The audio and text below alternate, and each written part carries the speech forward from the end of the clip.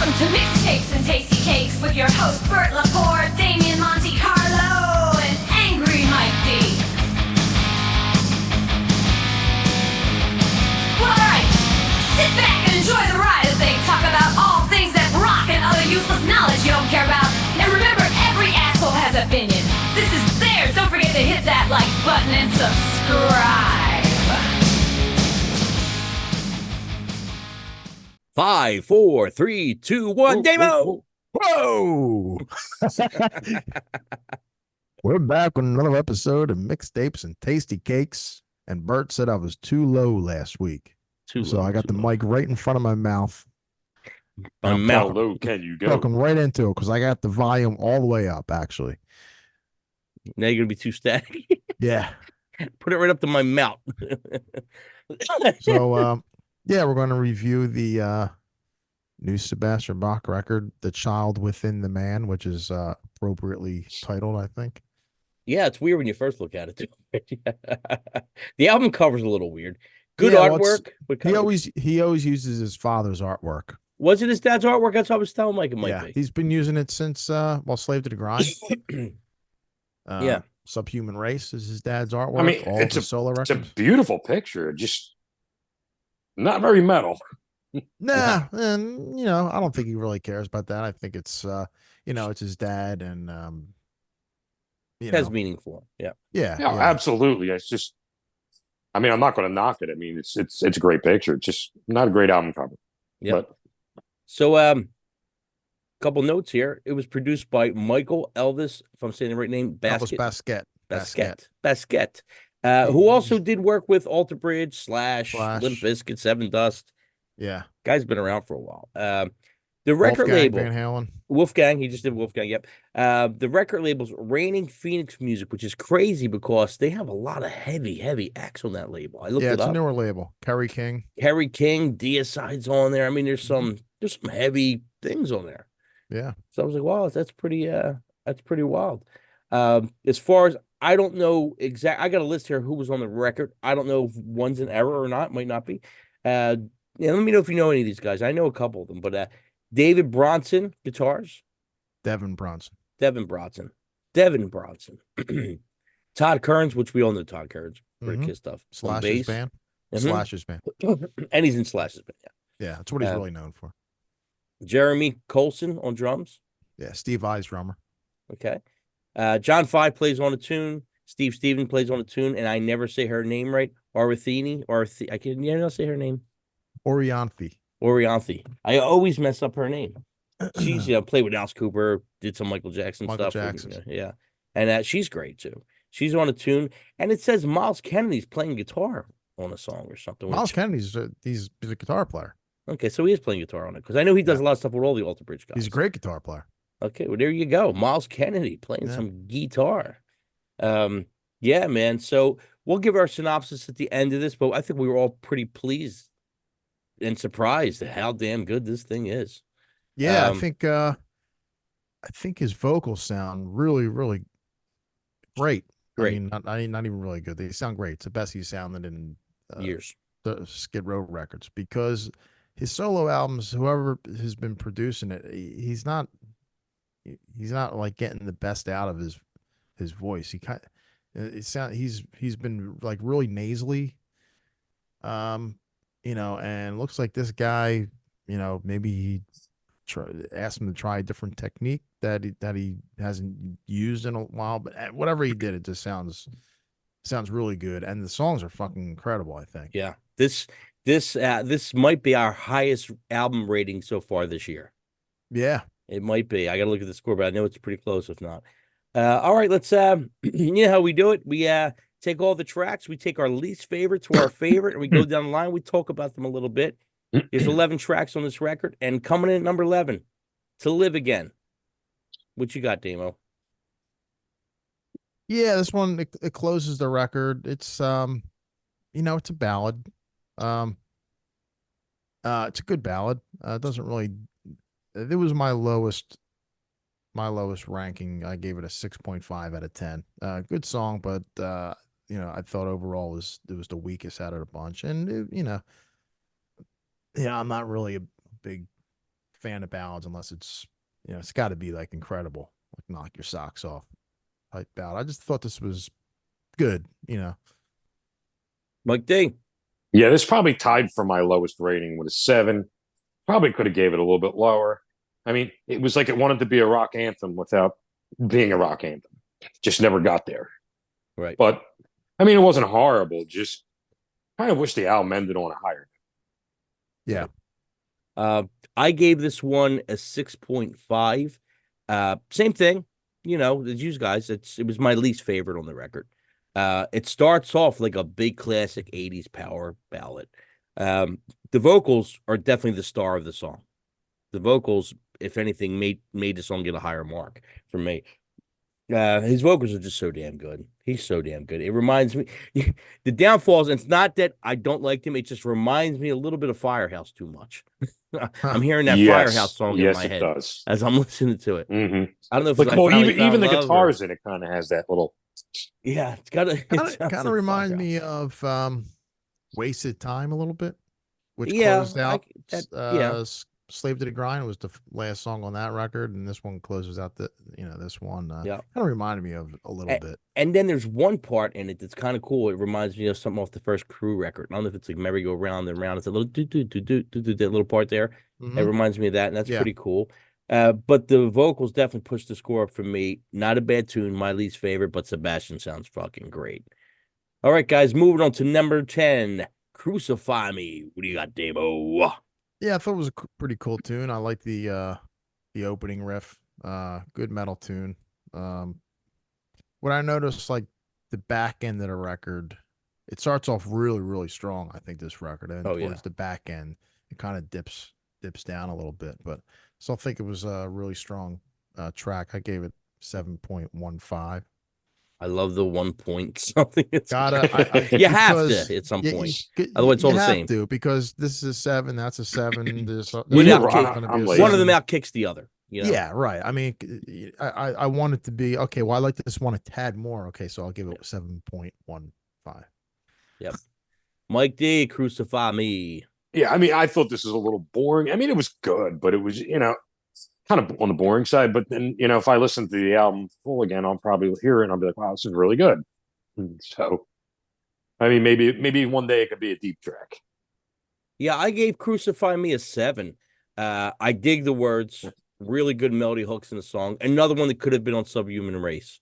It had some spots on that sounds like that. Just a really good, solid tune. There's just better ones on here. All right, guys, coming in at number 9, FU featuring Steve Stevens. What you got, Damo? This was one of the more like less metal tracks, but like straight up hard rock. Kind of reminds me of something Skid Row would do. Probably the most Skid Row type song, I thought. Like old school vibe. I liked it. Steve Stevens was on this one, I guess.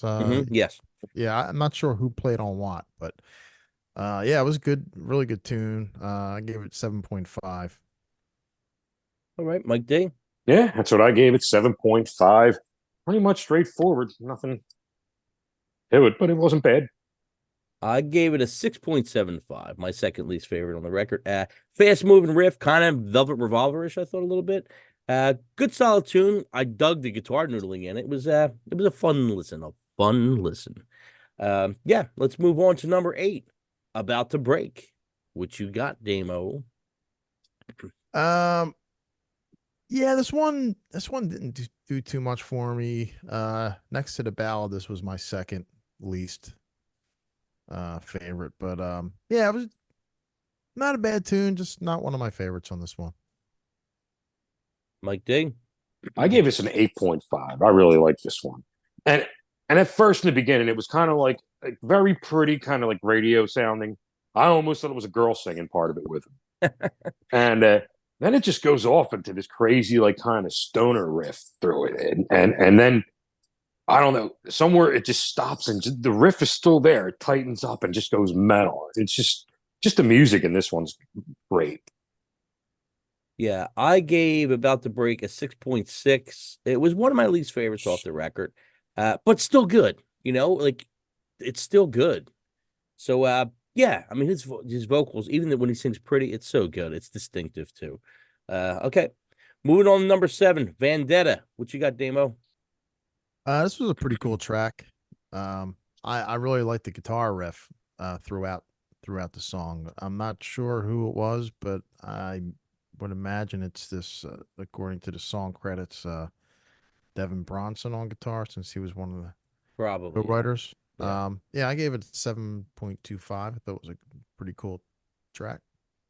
Mike D. Gave this one 8.5. In your face. This sounded like something could have been off of maybe the last Avenged Sevenfold album. This is a good track. Wow. I gave Vendetta a 7. Heavy riff, nice melodic guitar overlay. The verses were okay, but man, the pre-chorus is great. It's so good, and it's followed by a decent chorus. But that that pre-chorus is awesome. Yeah, cool middle part. Bass sounds great. You know, the star of the song is the pre-chorus. The pre-chorus is kick ass. It's a good tune. Moving on to number 6, Future of Youth. Who's that featuring, Dame? I can't pronounce the name. Orithini. Orithini. How you say it? Orianthe. Orianthe. Spell it out, Bert. Come on, look at the words. Orianthe. Orianthe. Orianthe.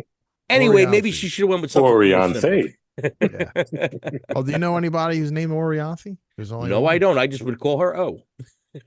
I'm sure she'd let you call her O. I bet you she would. I bet you she would. Anyway, she's an awesome guitar player. But here we go, Dame. What do you got here for Future of Youth? Yeah, I like this tune. I really like the chorus, and I gave it a 7.75. Okay. That's all you got? That's all I got. All right, Mike D. Yeah, I gave it a 7.5. It's actually started off, it kind of sounded like something that would be on like a late 80s kind of album. And it kind of broke off into like, just the basic feel of this album. It's all right. Yeah, I gave it a 7.5. It starts off okay, then it kicks in with that familiar sound. It's got that early Skid Row riff going on, but it works well for the song. It's a very cool, deep vocal melody line, good hooks, perfect doubling on the vocals during the chorus. I love the way they did that. Love the drums. The solo is really cool. The tune moves along really well. Good song, and she's a great guitar player too. Mm-hmm. I mean, I like all her work. I just can't say her name right. Orianthe. Orianthe. Orianthe. Is that one name? Yeah. Or is that two names? That's one. It's one name. Orianthe. Come on, Mike. Get with Orianthe. it. Get with it, Mike. Everybody say it together. Orianthe. Anthe. Hey, Orianthe. What's up? All right. So, moving on to number 5. Hold on to the dream. What you got, Damo? I should have gave us a better rating because it like the first minute is like it's you think it's going to be like a real sappy kind of ballad, and then it just kicks in to this whole like fucking killer part. Really heavy, just gang vocals and shit. It's cool. I gave it a 7.25, but I should have gave it like probably an 8 or something. It was, or close to that. Closer to an 8. What do you got, Mike D? Damien took about what I was going to say, but yeah, it had a slow start. Give it some time, and it kicks in. Yeah, what'd you give it? I gave it an 8. You gave it an 8. Okay. I gave this one an 8.5. As soon as it starts, you remember how damn good Sebastian is. You just do. There's so much good stuff going on in the song. Real good background noises and melodies. Then it makes it even better when the riff gets into that Sabbath-y kind of feel to it, which he does a lot of cool shit like this on this record.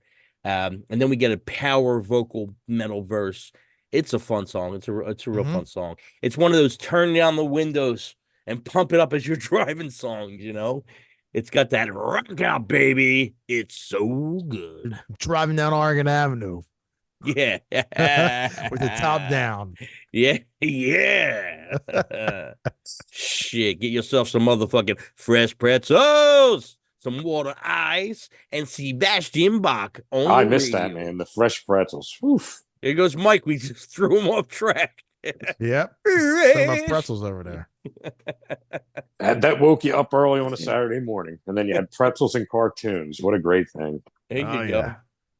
What a great package. All right, guys, moving on to the top 4. Coming in 4, Freedom, featuring John 5.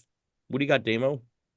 Yeah, they just put this out as a video today. I just watched it. It's great. Yeah, I haven't. I didn't see it yet. I think I saw I watched like the first 20 seconds and I got tied up at work. But yeah, this is a cool tune. It has a Skid Row vibe to it. It's got the cowbell in there. Which plays a major part in the video. Yeah, yeah, I did see that. This is my second favorite song on the record. I gave it an 8.25. Very nice. Mike D. I gave it an 8. Just pretty much straightforward rocker. It's definitely a radio song. Kind of reminds you something off the first Skid Row album. Yeah. I gave Freedom an 8. It kicks off with some phase on the guitar, a bit of a sleazy sound. Reminds me of something off Slave to the Grind. That's what I put for that. This one gets really, really good after a few listens. First time you listen to it, it's good. Good. By the third or fourth listen, it's fucking really good. John 5, always great. He's always innovative and does a lot of cool stuff. I think I hear the toy gun in that solo. Did you hear the toy gun? Yeah, which What's a toy gun? This, You got to fill me up on it's this. Steve Stevens vibe. It's a Steve That's what it Stevens. does. It's like, they just get them little member. He uses a ray gun. He puts it up against the guitar pickup and gives it this. Yeah. Okay. So I thought that was cool. interesting. Him doing it instead of Steve Stevens. I thought that was pretty interesting. Unless I got the songs mixed up, which is a possibility. Yeah, it's got to be Steve Stevens on that. That's like his thing. But His thing. I don't know who plays on what. So yeah, I think I got it right. Yeah. Yeah. So anyway, seeing the video just right before we came on here, I watched the video, and the video is pretty damn good. It's fun. It's amusing. It's cool. He's wearing the black metal face. It's really good. It's really, really good. Coming in at number 3, Everybody Bleeds. What you got, Damo? Yeah, it's the opening track. Great opener, I thought. What was I going to say about this? Yeah, I mean, the album is called Child Within the Man, and that's pretty much like the hook on the chorus. I'm surprised that it's not called that. Child Within the Man, but he calls it Everyone Bleeds. But yeah, it's got a great chorus, great guitar riff, and yeah, this is one of the top 3 for me. I gave it a 7.95. Nice. Mike D. Yeah, this was another one I gave an 8.52. Just killer, man. In your face out of the gate. So it like gives you like what the rest of this album is going to be like. Yep. I gave Everybody Bleeds an 8.8. Pretty damn high score. Opening track on the record, cool little intro, and then a rocking riff. It slips into a nice, neat little verse. What I kind of like is the drums. If you notice, the drum does that double hit, and then it goes into like, not a halftime. I don't know if it's a halftime, but it goes into like a slower kind of, it's not the double hit no more. It's kind of cool. Changes up slightly. Real good cool. vocal hooks. Halftime. Yeah, I know what you mean. I like that part I'm talking about? Yep. Yep. I thought that was cool. It was real cool. It's almost like playing the same part, just playing the same part differently. You know? The vocal hooks are great in this tune. Cool solo. A bit of a theme surrounding some of these songs. I think some of these songs are tied in. Some of the lyrics seem to touch base on some of the same things. I love it. I thought when I put this record on, that was the first song I was like, oh yeah, here we go. I really wish Spotify put the lyrics up for it. It's probably too soon. They will. They will. Yeah. Mhm. Actually, I wish they would have put some like almost like liner note things. So I mean, it actually has credits now, but it doesn't tell you who played on. Right. Right.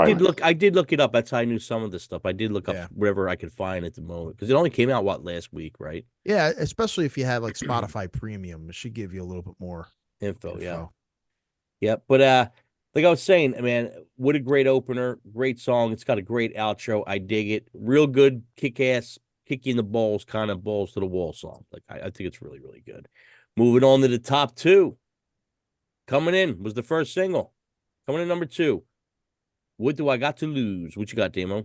Yeah, this one is another one with a Skid Row vibe. I mean, you could say, well, it's the voice of Skid Row, but the music is It's the part. monkey business riff that we all like. It's the monkey business riff. It's right? that feel, that feel, the groove. And I like the verses because it's got almost like a new country.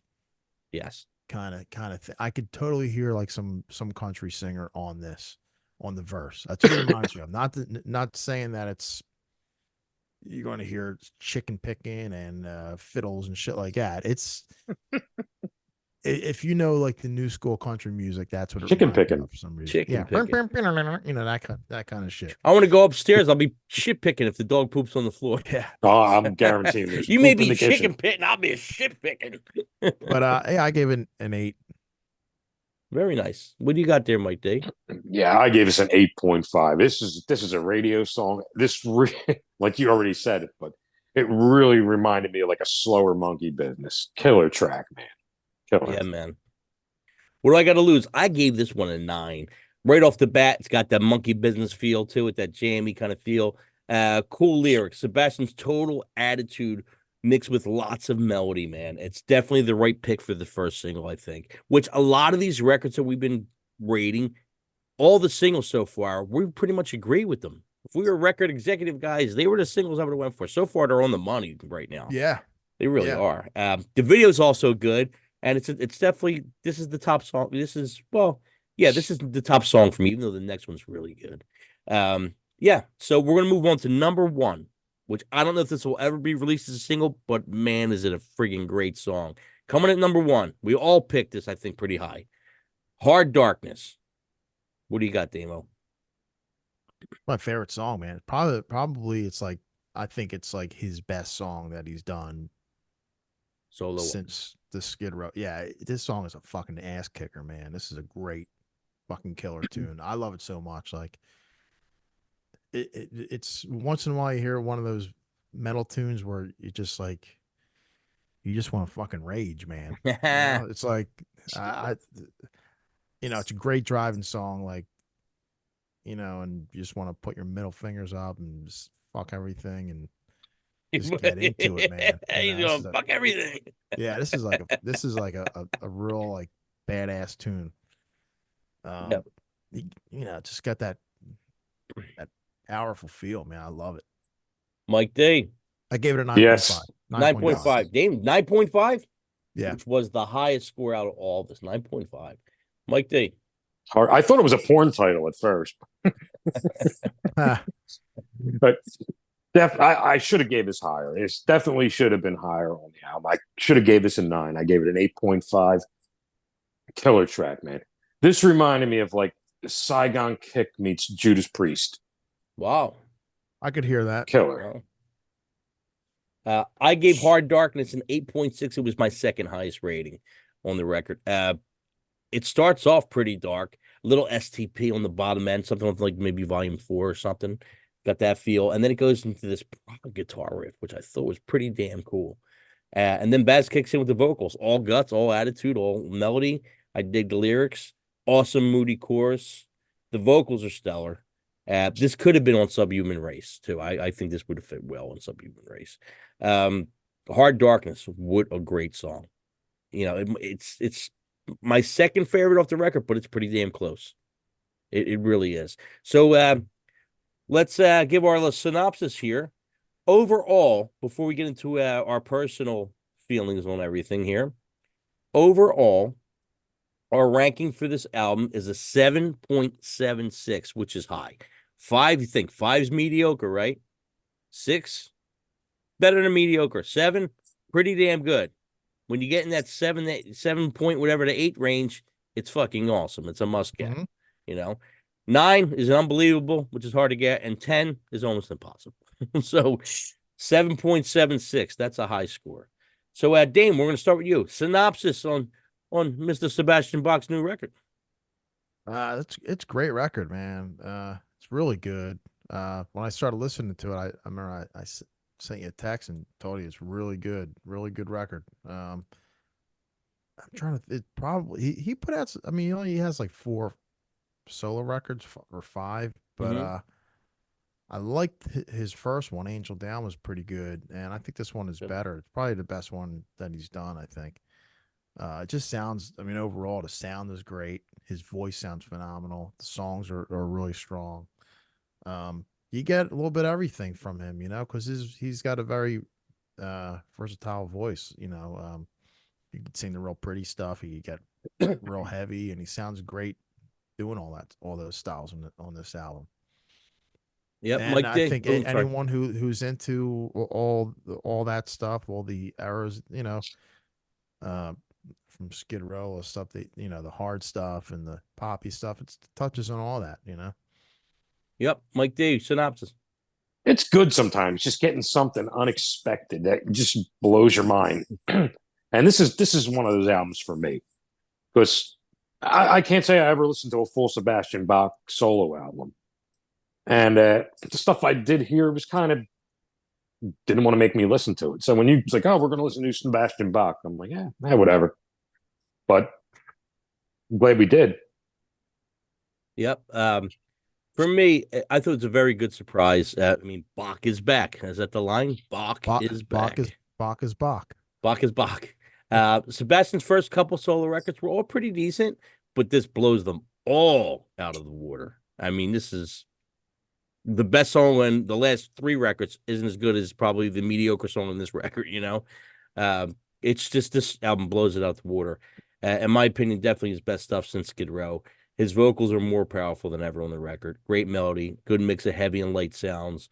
Musically and vocally, huge hooks. Guitar solos were all good. It sounds like the guitar solo. You actually hear a guitar solo. It's all there, man. Balls, attitude, and melody. Real good record, and I definitely suggest you pick it up. Also, he's playing. I'm gonna try and get this out before the weekend. He's playing Saturday at believe it's Parks. My wife's actually going to go. I'm not going to be able to make it, but my wife's still going to go, and hopefully he'll be great live too.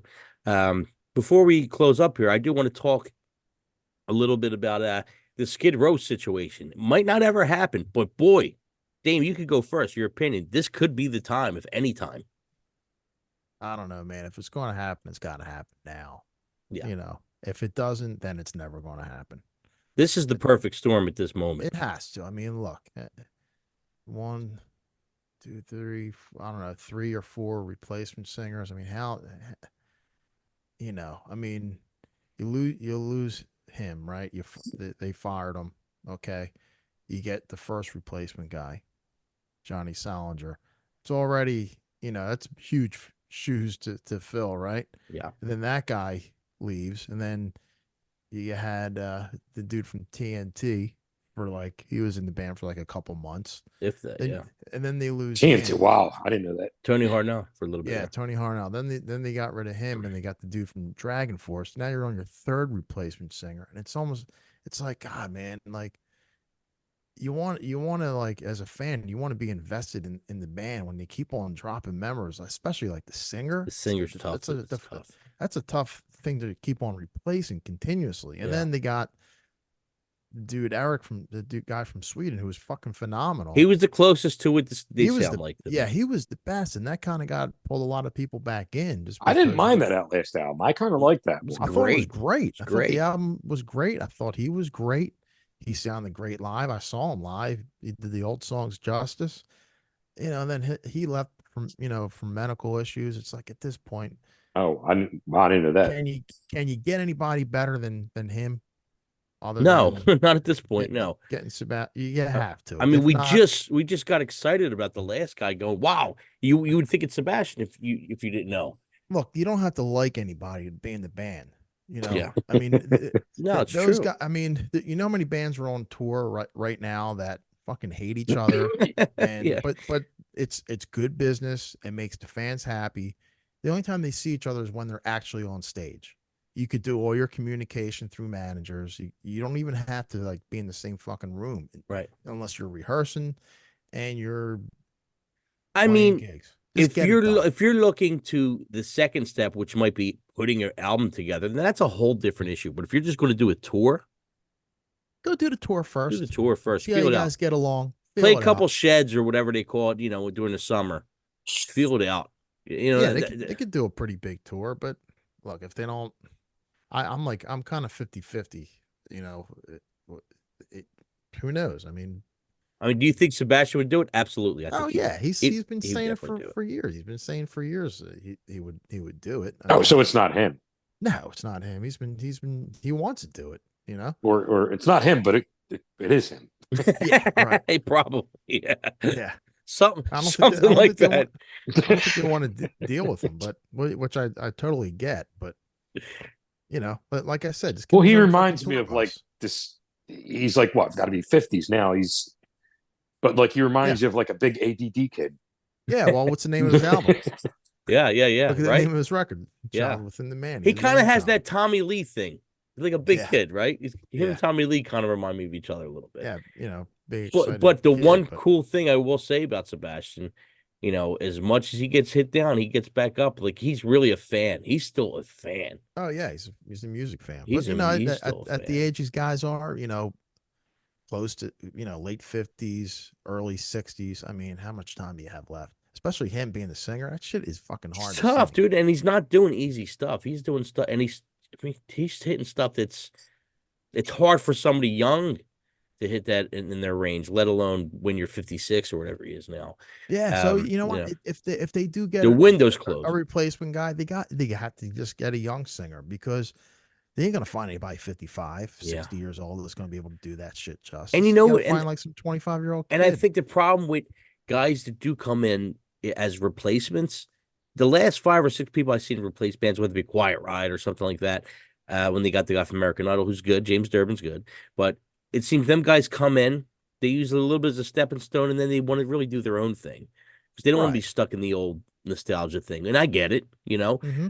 but for a big band or a band that was big, it's like it's hard to pull off. You can't keep. You gotta get a personality, man. You gotta get Yes. somebody more than a singer, somebody that people are gonna be behind. You just can't get fucking John Jabroni because he's a fucking phenomenal singer and he's 25 years old and he looks good and he can sing the songs great, but doesn't have the personality. Doesn't have It's like it could be any American Idol guy up there. It doesn't matter. You got to get a rock star. You got to get a personality. Yeah. Because It's people almost aren't going like. to get behind somebody like that. Did you see that Velvet Revolver documentary and they were looking for a singer? Mm-hmm. Like that. They went through all these people and they were like, we need a rock star. And they got Scott Weiland. Mm-hmm. And it worked. Yeah. And look, and they tried a worked. bunch of guys to replace him, and they didn't. They just called it a day. So Yeah. Yeah. When you hit a certain level, it's hard. It's hard. It's hard to go yeah. backwards. It just is. Mhm. I remember, it was funny because I remember when like they first started too, Stone Temple. They were very kind of plain, and then all of a sudden he just became this like big rock star. Like Yeah, with he the got look and very everything. Yeah, flamboyant and Yeah. After what, third album, fourth album? yeah, about that. Towards the late 90s, he started coming into his own, I guess. Yeah. Yeah, he probably in the beginning was probably just flowing along what was going on in the time. they looked very like frat rock when they first started. Right. Yeah. Well, Yeah. they seemed to me like a kind of like a very Pearl Jam kind of Yeah. Right. type of band, Mhm. Yeah. Wearing like the drab military outfits and Yeah. Yep. Yeah, but like my opinion on the thing is the reunion. I mean, listen, I was fine with the other guy. I thought he was perfect. Out of all them guys they had, he Mhm. was perfect. That last album's really good. The Gang's All Here, and it's a bummer that they're not going to have another one with him. But they are a touring band. They tour all the time, so it ain't like they're just going to write records. They're more of a touring band than a record band, right? At this point, so I'd say get together with Sebastian, work it out, play a couple shows. That works out. Do a tour. As far as a record goes down the line, because that'll be a whole nother issue with who writes what and all that crap. And, wait till you get to that point, So, new Sebastian Bach, The Child Within Me. Great record. 2 thumbs up. Pick it up. Might have a special guest for you next week. So, we'll fill you in on that soon. And,